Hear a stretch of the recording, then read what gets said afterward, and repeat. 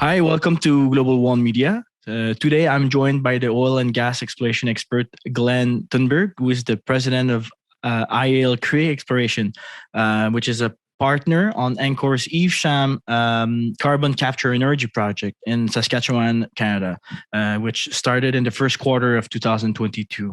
Hi, Glenn. Thank you for joining us today. How are you? Very good. How about yourself? Good, thank you. So to start off, could you give us a brief overview of yourself and of the Evesham carbon capture energy project in Saskatchewan?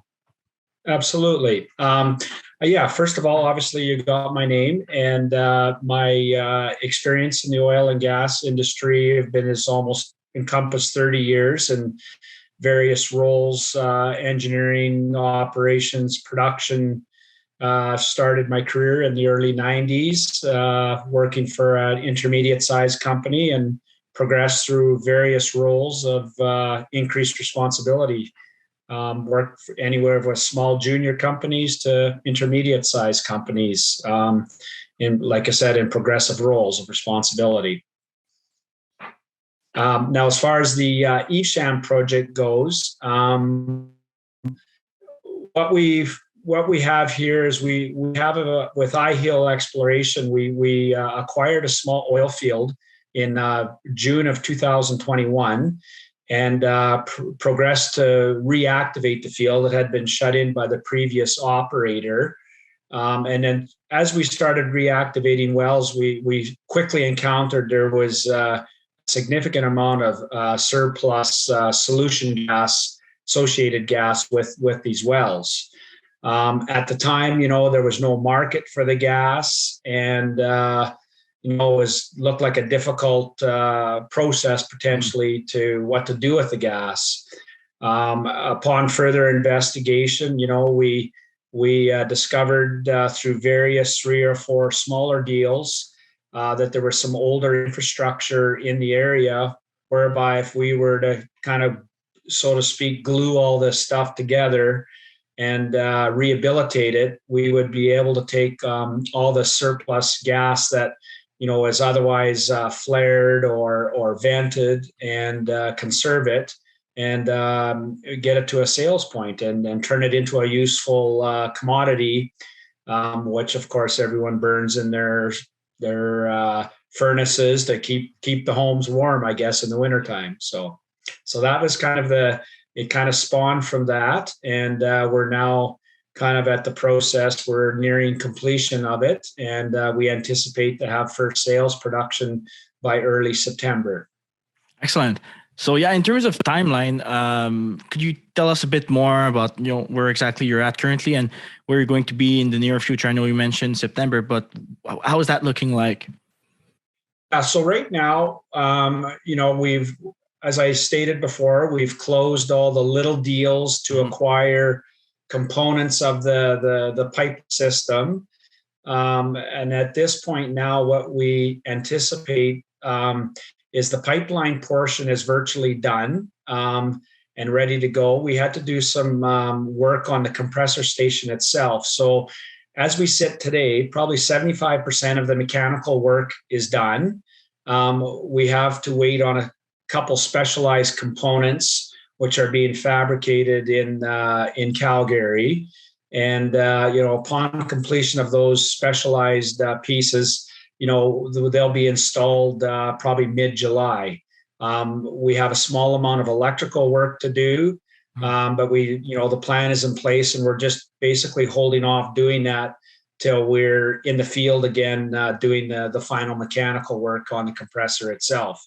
At that point, we will be kind of in a position to be ready, and we'll be waiting for our midstream provider, who we found out, after the fact that they had to do a meter upgrade on the sales point. So basically what that is it's a custody transfer point where we actually get paid for the gas. So given the previous operator had shut the field in more than five years ago, to rehabilitate it, they discovered that some of the upgrades needed to be done to meet current standards. Great. So could you please explain a bit more on how the gas recapture process works exactly? Okay, so in this oil field we've acquired, there's approximately 30 wells, and amongst these 30 wells, they're probably interspaced on an average of 300 to 400 meters apart, but they're all connected with what they call high density polyethylene pipe, or in common terms, it's plastic pipe designed for oil field and natural gas service. Right. So all the wells are connected with this plastic pipe, where it's all kind of to one common node, what we call a nodal point. Mm-hmm. From there, with the gas enters a steel pipeline, and then it's transported about 11 kilometers to where this compressor station is. Now, the process for the compressor station is very basic. It's been in industry for 75 years. It's sweet natural gas, but it does have a component of water saturation in it. And so what we do is we flow the gas through an inlet what we call an inlet separator. If there's any free water is separated in this first vessel. The gas then flows from there to the compressor. Mm-hmm. It's compressed through 3 stages, ratcheting up to a certain pressure after each stage. After it gets to the high pressure, it exits the compressor and goes through a process tower called a dehydrator. What a dehydrator is just a tower where it has a series of trays in it, and you circulate triethylene glycol to the top of the tower, and it spills over the trays and falls to the bottom of the tower. Mm-hmm. At the same time, the natural gas bubbles up through these trays, and water molecules are absorbed by the glycol. The glycol then comes off the bottom of the tower and is circulated with a pump through a boiler, mm-hmm. and then it runs at a high enough temperature that the composition of the triethylene glycol is not compromised, and then we're able to boil the water off the glycol, and then it's regenerated through the system. The natural gas then that leaves this tower then exits the facility site through another short pipeline off to our custody transfer station, where it's measured, and at that point, that's what we get paid for the natural gas molecules. So very interesting. Yes. So as a last question, could you tell us what specifically excites you about the Evesham project?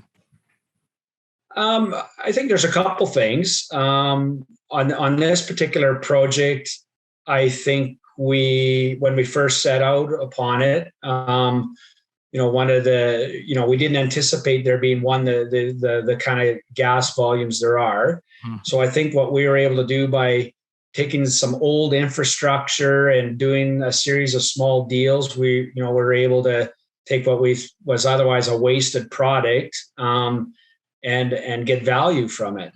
The second part is that, for obvious reasons, you're not flaring or venting natural gas into the atmosphere, and it's being conserved so it can be utilized in the public interest for other markets.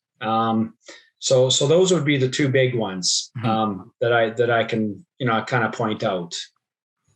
All right, Glenn. Well, thanks a lot for all the information. We look forward to seeing the next project updates from Angkor Resources. So, thanks a lot for your time today. Okay, thank you very much.